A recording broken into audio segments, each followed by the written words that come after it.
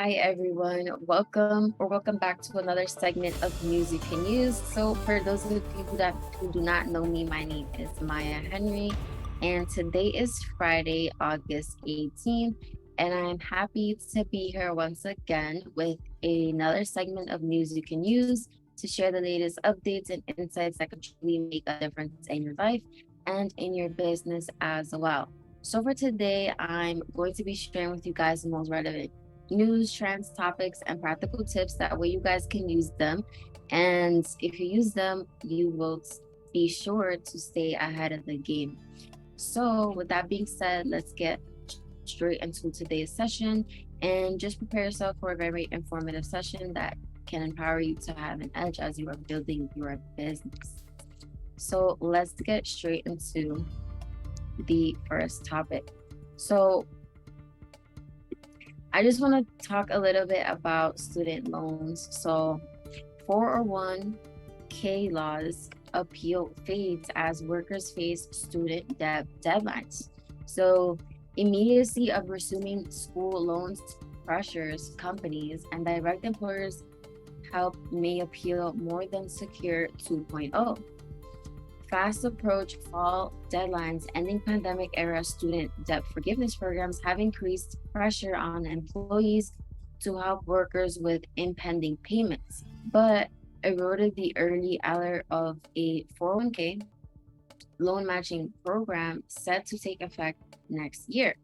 A provision in the Secure 2.0 Act will allow employees to treat student loan repayments like retirement plan deferrals when calculating matching contributions, helping boost employee 401ks. But workers are demanding even more direct help than the landmark 2022 retirement law can provide in paying off their educational debt as the federal government winds down COVID 19 related loan forbearance. Real confusion still left for regulators to resolve in the Secure 2.0. Student debt provision is also prompting employers to look elsewhere for solutions. Congress tied student loans to retirement savings to address a growing concern that debt burdened young workers put their futures at risk by focusing too much on student loan bills rather than building nest eggs early in their careers. Today, millennials are the largest segment of the workforce and they're the largest segment of federal loan borrowers.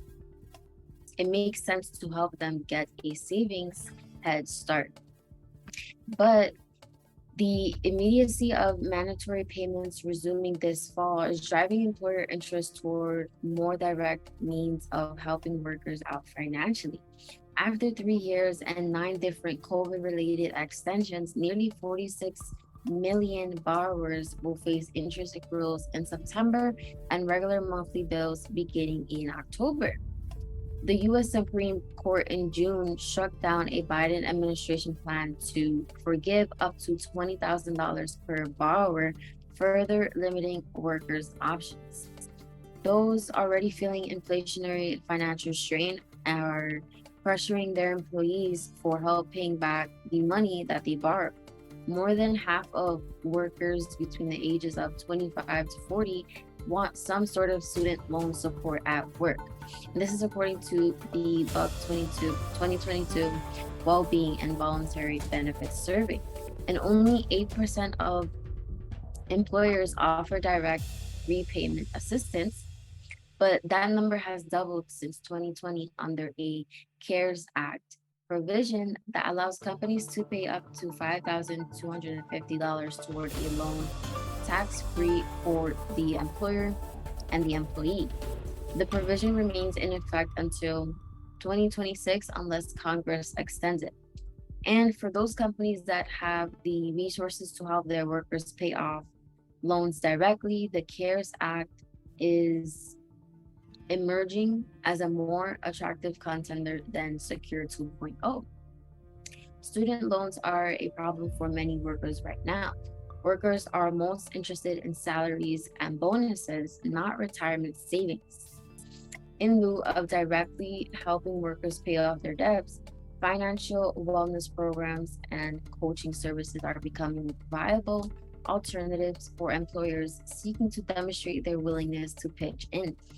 These coaches bring an unmatched level of expertise to work with employees on their unique financial situations to determine the most strategic and effective way to tackle their student loan debt. Direct student loan payoffs or coaching are also methods for talent recruitment and retention, especially in a tight labor market. For younger workers with large loans to pay down, deferring cash into 401ks may not have the same appeal as these other perks. And despite being widely known as the student loan provision of Secure 2.0, the benefit tying 401k and student loan repayments may not deliver what employers believe Congress was initially selling. So much attention has been paid around the high burden of student loan debt, but there's been misunderstanding about how the provision tackles the issue. The focus on student loans in the passage of Secure 2.0 led to confusion among some employers that the provision was less about retirement savings than it was tax-free repayment. It's been up to a third-party plan service provider, such as record keepers, to help explain to employers that the provision is strictly applicable to 401k and 403b plan contributions. And many employers mistakenly believe their matching contributions could be used to help directly pay off their workers' loans, doubling an employee's spending power as they try to pay down the principal. Meanwhile, companies that do seek to bolster young retirement savers still know very little about what the Secure 2.0 Act student loan matching program will look like if they choose to adopt it for next year. There are a lot of outstanding questions employers are grappling with about their fiduciary duty to determine whether loan repayments have actually been made and how loan based matches would stack up against other workers' account balances when conducting retirement plan non discrimination testing. The law wasn't entirely clear whether the matching program affects just qualified federal student loans or private, repackaged, or refinanced loan products. It's also not clear whether the student debt applies to the student or the borrower, who can sometimes be a friend or a relative. And the IRS has said it's working on guidance to clarify the Secure 2.0 provisions, but there's still no solid timeline on when it will be issued.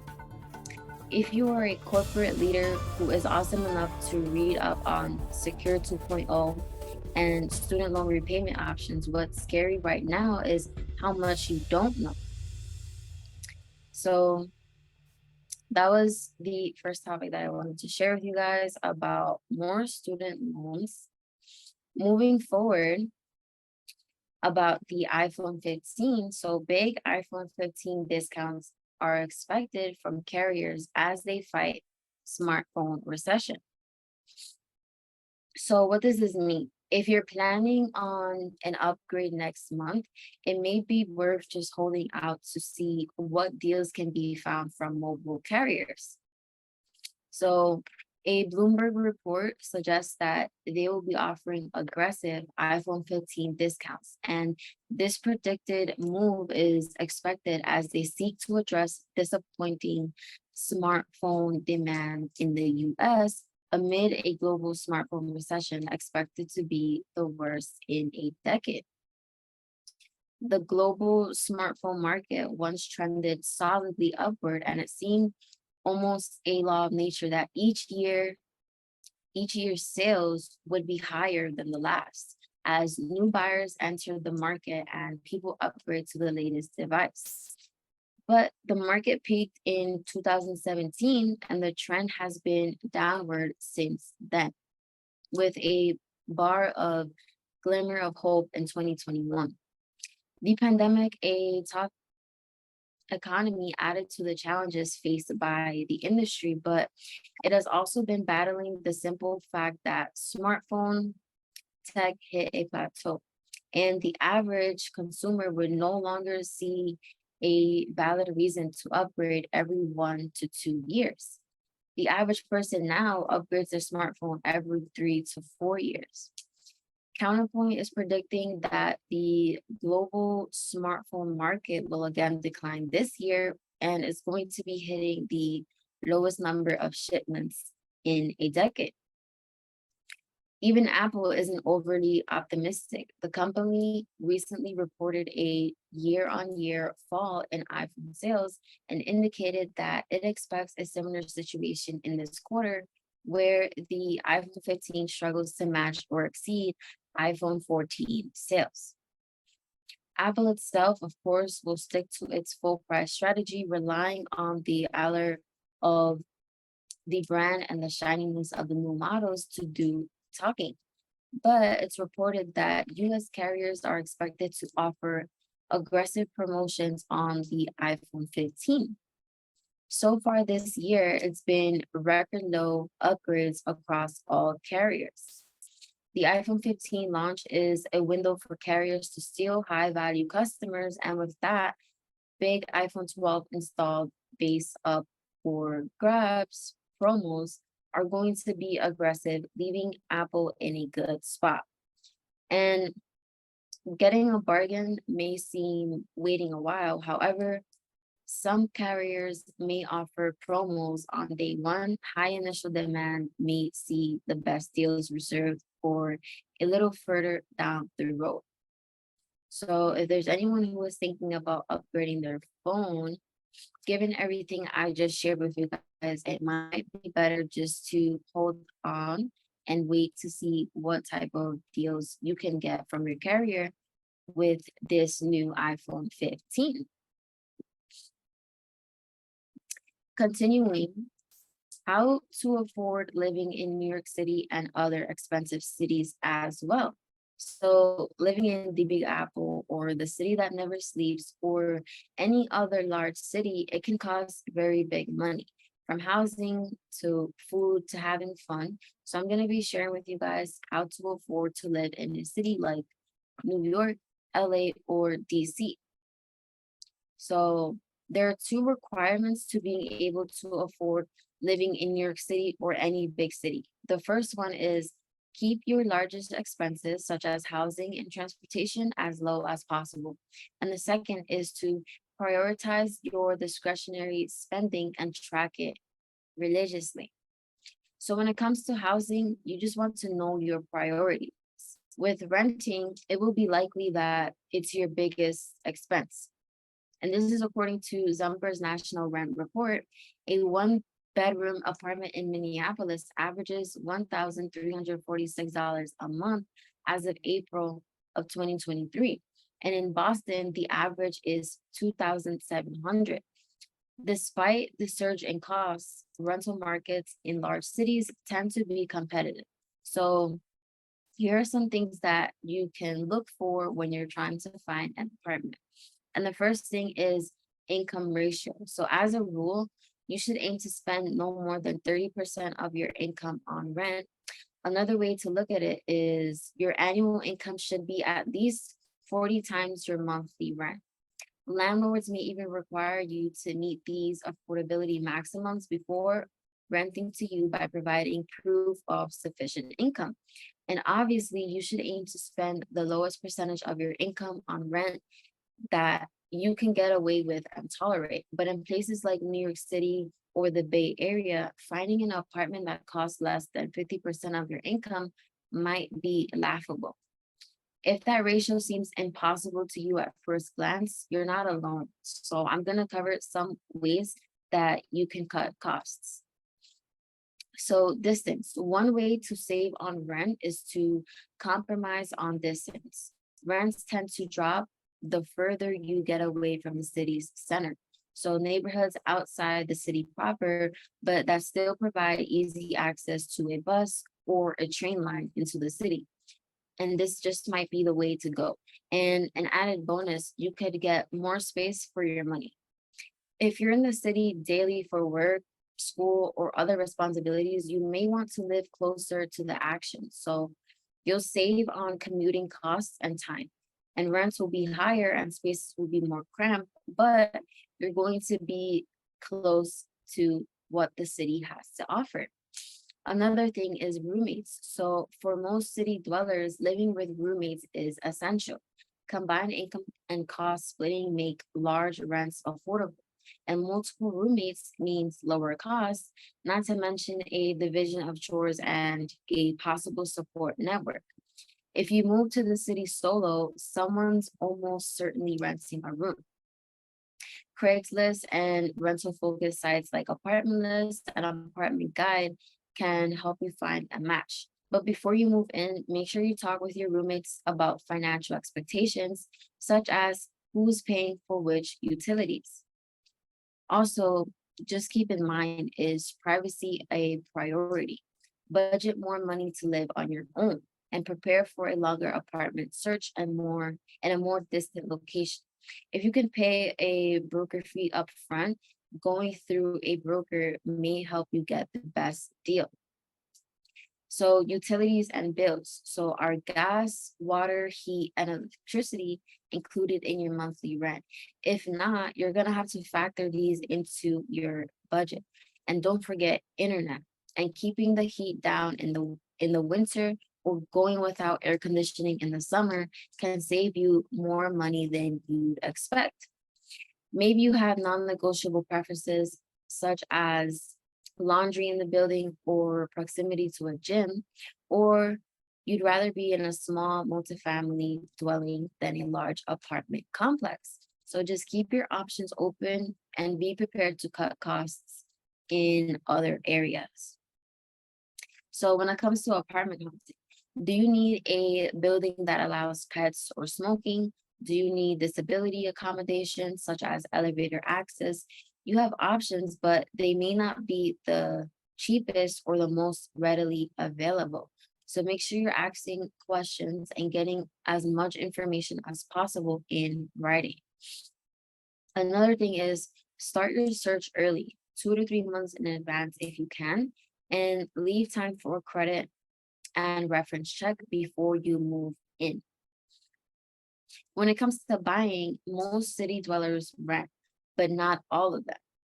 If you're planning on staying in the area more than 5 years, buying a home could save money over time and possibly be a sound investment. You shouldn't put you shouldn't view your primary residence as an investment. Real estate in cities where space is at a premium, think New York, San Francisco, and Boston, tends to appreciate consistently. This rent versus buy calculator can help you figure out if renting or owning is the best option for you. Owning a house in which you rent out rooms, being the landlord yourself, is one way to save. So, is living outside of the city but within commuting distance. Taxes are higher in bigger cities. With more states and income taxes to pay, you'll want to consider the effect of property taxes on your budget. The downside to buying in the city is that even the least expensive properties are anything but inexpensive. You're going to need a decent income and good credit to qualify for what could be a very large mortgage. Transportation. So you can either walk, ride, bike, or carpool. If you really want to save, do not bring a car. In some metropolises like New York or Chicago, you often don't need one to get from place to place. No gas expenses, no oil changes, no parking nightmares necessary. In other cities like sprawling Los Angeles, a car may be essential. Carpool and if and when you can. Know the public parking laws to avoid tickets and fines, and don't drive if you don't have to. Owning an inexpensive car can that you can use to drive you on a need basis or an emergency basis may be a reasonable compromise. So when it comes to public transportation or public transit, you're just going to want to get to know the buses and the train routes. Most large cities have an efficient public transportation network. They also have price deals designed for commuters. Buy a monthly pass if you ride daily. If you're not a regular rider, a day or weekly pass may meet your needs. If you use public transportation occasionally, skip the pass and pay the fee per ride.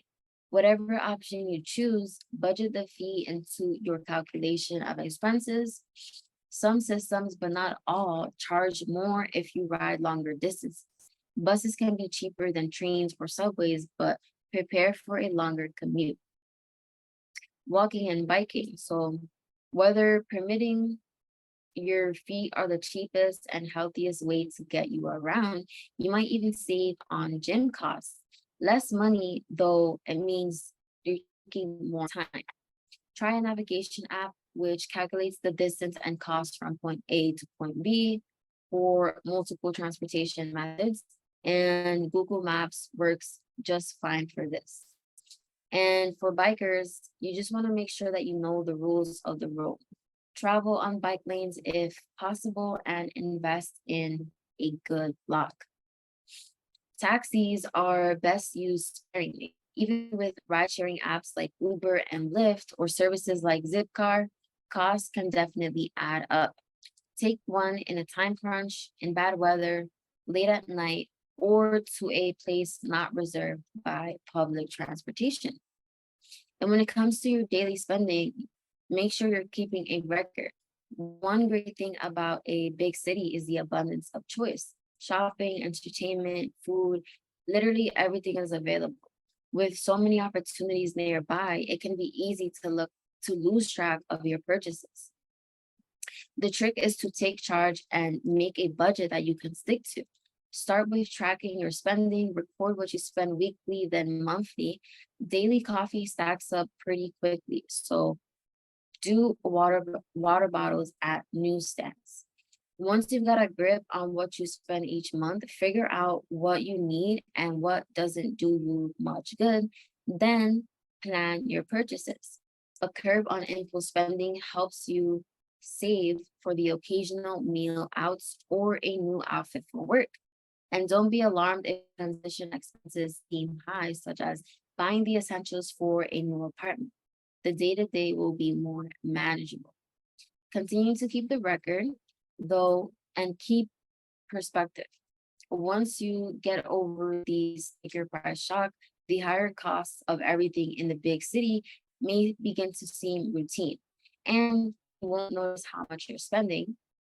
And if you can't keep up with tracking every penny that you spend, learn what's left over after your fixed expenses and savings and prioritize how you want to spend those discretionary dollars. So, in reality, it's just all about priorities. So, with that being said, I'm going to wrap up today's segment here. I hope that today's segment was helpful. And of course, be sure to share this video with somebody that you know who needs it or may benefit from it as well.